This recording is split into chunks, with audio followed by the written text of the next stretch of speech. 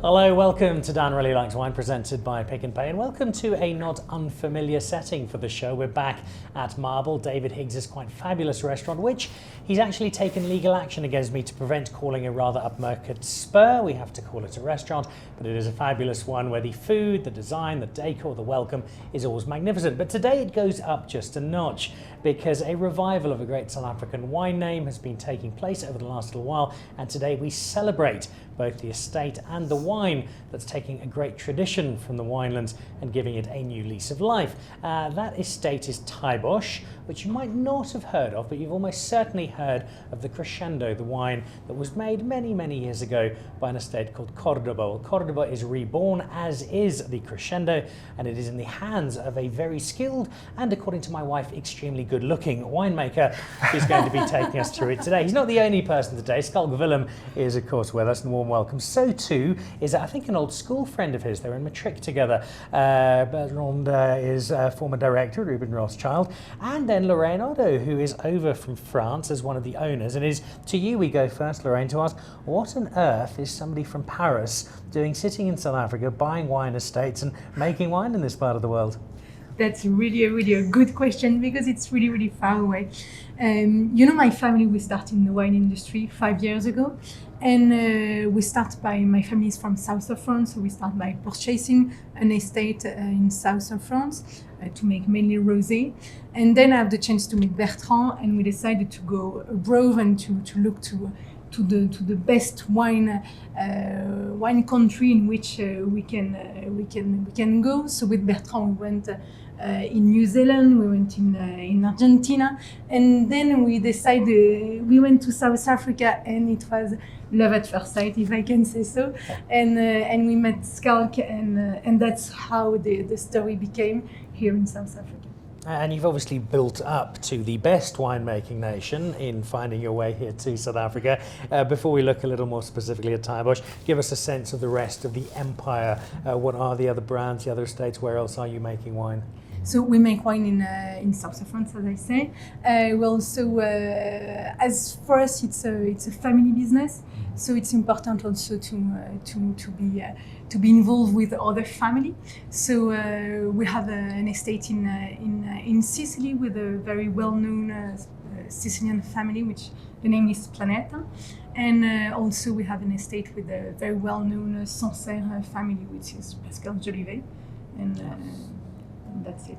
Brilliant. Well, it's a great collaboration, and it's lovely to have a South African flavour to it. Bertrand, the story from your perspective, how did you convince this family of wine lovers that South Africa was the place to be? I've been very lucky to come to South Africa a long time ago. I think first time I came to South Africa was in 1981, not in the wine business. I was too young at that age. And in fact, I came back for the wine in 1998, 1997, in fact, working on the Edmond Rothschild Group. And I pushed the Rothschild Group to do something in South Africa and to make wine in South Africa. And I was lucky enough to meet Schalk and hopefully all the Rupert family. That it was a fantastic opportunity to meet all the Rupert family at that time. Anthony, we started with Anthony and his father, and after we followed with Johan and his sister, and it was a great success. And now I have the opportunity to with the Oddo and Schalk to do, as you said, to rebuild the old Cordoba Crescendo that Chris Kitt, I think, made a fantastic job and doing this best Cabernet of the country. And I remember always when I was coming to see Schalk working for R&R, he was always passing on the R44 road and saying, on the left, this is Cordoba, this is one of the best farms. I say, yes, okay, and I've never been.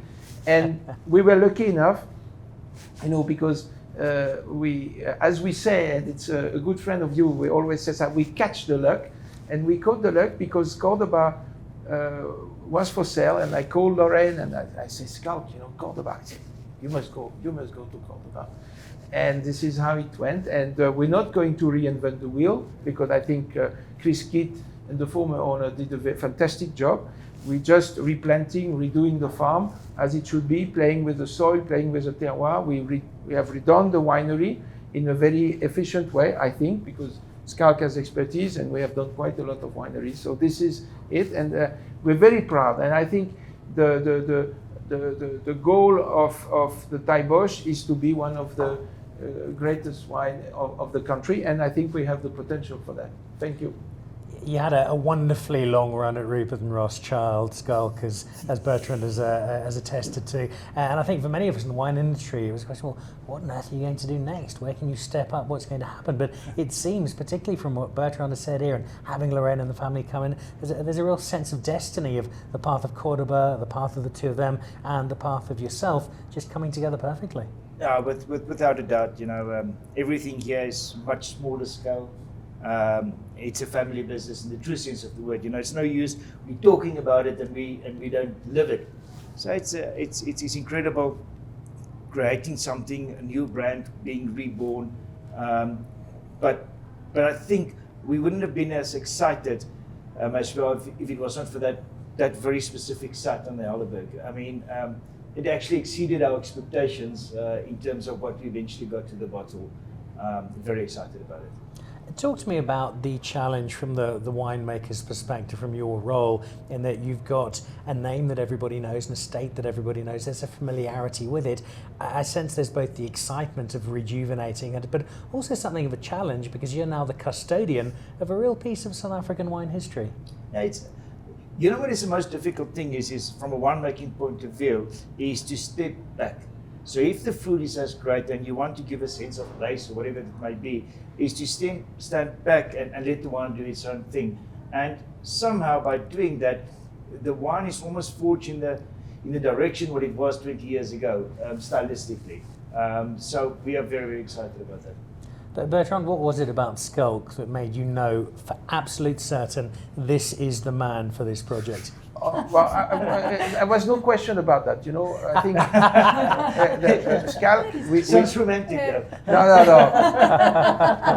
No. But we are friends since 25 years. When I met Schalk the first time in 1997, he took us at the airport and he showed us South Africa, and we became friends since then. And we trust each other 150%. We did R&R together with the support of all the family from Rothschild and from Rupert, and it was a success. We never had any problem. We never had any conflict. We became one of the best friends. So I'm bothering all the time because I'm living in Geneva and I want to stay more in South Africa. So maybe every day on WhatsApp, because it's very economical, I'm calling him, and sometimes he says, "Oh no, man, I'm not going to answer him again because I don't know what to say to him." So. Wine is friendship, and I think it is part of the success also, and it will be part of our success because we're all friends, we all foot on the ground, we're not going to reinvent the wheel, and we all, each of us are complementary in terms of everything. So it was natural. I like the idea of being complementary because that also speaks to your empire in that you want all the different brands to complement and support each other. What is the family philosophy in terms of coming into this new estate and bringing it into the fold but still letting it retain its own identity? So yes, the idea of the family globally is to have like an international portfolio, if I can say so, and for us it was really important because, as I said at the beginning, we need to find the best place. For us, the idea is to be in the best place in each country to have like the best wines, and so for us, South Africa was really important. And as Bertrand said, it was really like that. He called us and said, there is like this estate that I know for many, many years, Cordoba, really, it's for sale. You need to go right now. And then I have the guy for you 100% to help you and to be partner with you in this project. Because for us, it's important because we are all partners in this project. And for us, it was really, really important to go there and to find the best estates. To go in a portfolio, which I hope will be a really addition of very great wine all around the world. Now, as co-owners, I'm interested to see what your response is here, because you've taken rather a bold move, Mr. Joubert. You've brought them all the way from France, you've talked them into buying this estate, and you've given them one wine. I mean, that's a big call to make. Not even two. There's no it's either you like this or you don't.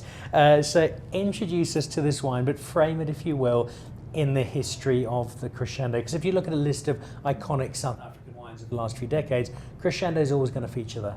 Yeah, without a doubt. The main reason why it's only one wine, we used the grapes that were planted, so the vines were there already, and it was more or less in the same percentage as the previous Crescendo regarding the varieties. So it will always be a Cabernet Franc dominated wine, followed by Merlot and then Cabernet Sauvignon. So it was there. Make one wine, yeah, it's a bit tough. So, because there's no room to hide. There's no second one or blending it away if you make a mistake. And this is 10.5 hectares. That's all we have. The other vineyards are still too young. So, yes, so far it's worked. It's worked pretty well, but also having one wine, you focus on one thing and one thing only, and trying to really be great at that one thing that you do. So all our attention, our focus, everything is on this one wine. All right, well, Lorraine flew in this morning by private jet just to taste this wine, so there's no pressure, on Schalk at all. No, I know you've been down in the Cape for a little while. You certainly have tasted this wine. I know you've enjoyed it so far. I love when you mention Cabernet Franc. It's a great Schalk that's seeing such a resurgence in South Africa, and we're giving it a bit of credit on its own terms rather than merely a blend component. It plays a key role here. Introduce us to the wine from your perspective, why it's made in this style, why this is getting the very best out of your terroir. Well, where we are situated against Heidelberg, we have two things. We have height, altitude. We have almost 400 meters above sea level, and we are 6 kilometers from the ocean. So low, slow ripening period. So it's not a big wine. It's an elegant wine. The alcohol is not high. It's not massively extracted. Not a lot of new oak. So it is almost old-fashioned in a way. It's a style of wine that's been made for centuries and will be made for many, many years stylistically to come. So for me, it's all about elegance. It's about balance and texture. Texture is becoming more and more important in the wine to me, and that's what we're trying to do with this. So almost a sense that as much as you're letting the terroir tell the story, you're letting the fruit tell a really important story as well. Of course. All right, well, let's have a taste of it. Our two French experts, and see what they think. Note the very impressive French tasting techniques. This is very professionally done. Bertrand, you've been drinking South African wine as well as French wine for many years. What's your take on this? I think, Schalk is more aware of, it's much more capable than me.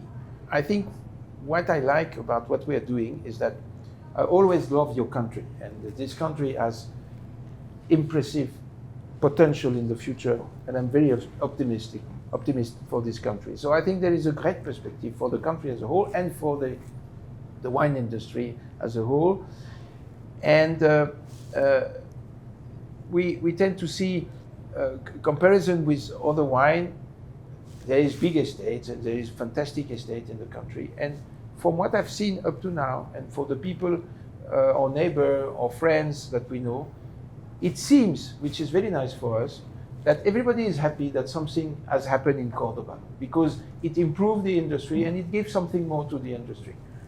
For me, the best blend, one of the best blend today in South Africa, for me, it's Paul Sauer and Cannon Cop. They are doing extremely well. They are long term, and it could be, or to be as focused as they are experienced as they are, and I'm sure they. I don't have the chance to know them, but they're fantastic people from what I heard. And so this is, I think, everybody seems to be happy that something happened in Cordoba for the wine industry in South Africa. And I think Taaibosch could be in the future a new icon that will represent South Africa globally in the world, and it will help everybody. No sense of expectation then, Schalk-Willem, so you don't have to worry about that. Getting a bit anxious here. It is a lovely wine. There's a beautiful elegance to it. There's almost a playfulness to it. It's still quite youthful. Let's go for a very balanced perspective here, Lorraine. Is this the single best wine in your entire portfolio around the world? It's complicated to say that. I'm sitting here. Everyone will. For us, in our portfolio, I think it will be one, and for me, the best one of our portfolio. Okay, that's an endorsement for you. It's a good, and I think we can achieve that, and it's a very, very important expectation that we have, and we are very proud of the one that Schalk have done, and so. A genuine question, because you have this portfolio, you have drunk wine from all around the world. Were you a little pleasantly surprised at just how good South African wine is? At the beginning, yes, I was, because it was my first time that I went to South Africa, and I'm very, very sorry to say that, but I didn't know very well South African wine. France, we drink a lot of French wine, and we are, I would say, a bit more arrogant on that, if I can say so. And I was very, very impressed regarding the quality of the terroir that we have here, and the quality of the wine that we can make here. And also, if I can say, the ambience, the general ambience that we have in South Africa, which is very different that we can find in France, which is more friendly ambience. Everyone is happy, as Bertrand says. Everyone is happy to have a new wine, and it's not like beating one to each other. It's more like in a helpful and a very, very nice way. And that's so important for our industry, when people like you understand that and supporting it, which is great. Bertrand, your years in the industry, this is going to be, I feel, another wine that is just helping to take that South African wine story around the world and remind people that South African wine doesn't just belong on the bottom shelf of a supermarket, but our high-end wine does compete with the best of the world. Yeah, I think, this, on the marketing way, I strongly believe, and this is what our works also. You have to remember that the domestic market is certainly the most important. And you, as foreigners, we should not be, and we are not arrogant. Part of that, if we can, and we will succeed in that, export the wine into countries that make South African more well known, and there is some icon wine. South African icon wine that can compete to any big Italian or French or whatever the world can compete. I think it's fantastic for the country. England is a very important market for being well known, and we have received some good comments already on this wine because it was well known before, and as people are expecting a great wine. We will try to focus also, which has not been the case for the last 20 years on the United States market, which is very important also for South Africa in terms of image.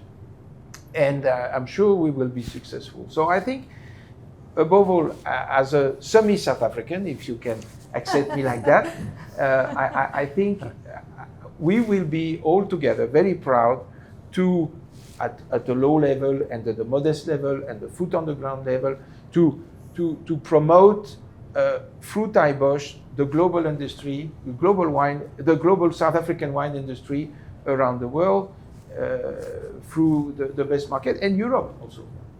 I think you've sold us on the South African part because A, you're very clearly so passionate about South Africa, but also there's a very gentle hint of an Afrikaans accent that comes through. I can speak with a very English, but a very strong South African accent. But I'm trying to. Before I get Schalk to wrap up on the wine and we head off to lunch, just a final question for you, Lorraine, on the broader space. I think you mentioned earlier when we were chatting, September we're going to see some of the other wines you have make their way into South Africa, so we're going to be able to see how this crescendo fits into your global portfolio. Exactly. Yes, exactly. The idea is like maybe in September to have like other wines, but it will be only in a restaurant at Pink Valley. Then people can test all the wine for the portfolio and can also compare all the one to another. So I must just add that all the Oddo portfolio, wine Oddo portfolio that we all built together, they are not competing with each other, obviously, because the Sancerre is Sauvignon Blanc, and the partnership that we have with Pascal Jolivet, he's a well-known man. He was a friend of us. He was a friend of mine.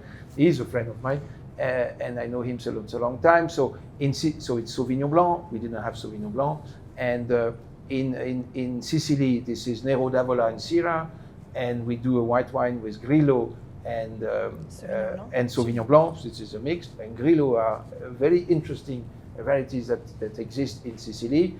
And the rosé of Provence is by itself a rosé of Provence. So, in a way, there is no, everything is fitting for each other. But it's true that the Taaibosch Crescendo is certainly the flagship of or will be certainly the flagship of the group. All right, there's just a little bit expected of you there, Schalk-Willem. You sit as part of this international selection of wine, which is great. You're making one wine in a very small space, so you're basically working 2 mornings a week, so you've got lots of time to plan the future of Taaibosch. Where do you go? Are we going to expect some more in different wines? Is this going to get bigger? What is the future as you see it? We are working on a project at the Polka Dry, which will be revealed in about a year's time. So we're starting with another project. But for the time being, this is it. You know, Dan, we cannot be everything to everybody. This style of wine will definitely not be to everybody's liking, because it's really classic in its approach. It has a moderate alcohol, and I'm trying to focus here on elegance and, as I said, purity of fruit. I think it's a style that is becoming increasingly enjoyed, though, and that really big, really broad-shouldered blend, which still has a very large market, is starting to see a bit of competition from this style of wine. Or for me, the fact that we can drink both of them and really enjoy them. So what you've produced, I think, is signature Schalk-Willem Joubert, and I'm very glad we've had it. I'm also very glad that we've convinced 2 French people that South African wine is way better than French wine, because that's obviously important to understand. Thank you. But more importantly, it's lovely to have you as part of our South African wine community, of having bought into our vision as a winemaking nation and done so with such enthusiasm. And we look forward to seeing plenty more of you in South Africa, and hopefully on Dan Really Likes Wine as well. Thank you, Dan. Thank you, Dan. Thank you. So there we go. We have the kitchen of David Higgs awaiting us, a 17-course meal. We've each got 2 cases of wine per person to get through. It's going to be a hell of a day. Look out for the Crescendo as Taaibosch comes onto the market and starts to relive a slice of South African history and take it into a brand new space. Cheers. To join the Pick and Pay Wine Club, simply SMS your smart shopper number to 36775. It's absolutely free, and you'll get for yourself 3 times the smart shopper points on every bottle of wine bought. You'll also get a 20% discount on 10 different wines each month, a 25% discount on a case of wine, and a Magnum, some terrific competitions and invitations to awesome events.